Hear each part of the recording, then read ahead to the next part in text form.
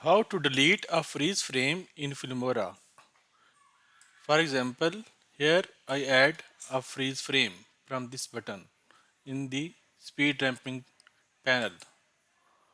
For example, I set the duration of freeze frame to 7 seconds and apply it. Here it is added the freeze frame. Now in the speed ramping panel there is no option to delete this freeze frame point. To delete it, I will look into the specific clip to which this frame added.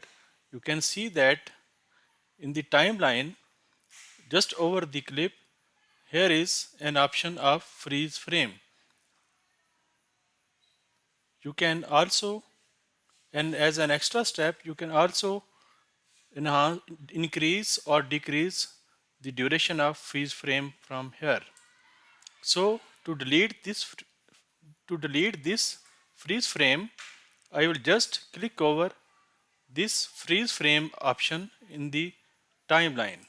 So I click it and two options appear, duration and delete. So I select delete and voila, the freeze frame is deleted both from the clip as well as from the speed ramping panel. Thank you so much for watching this video.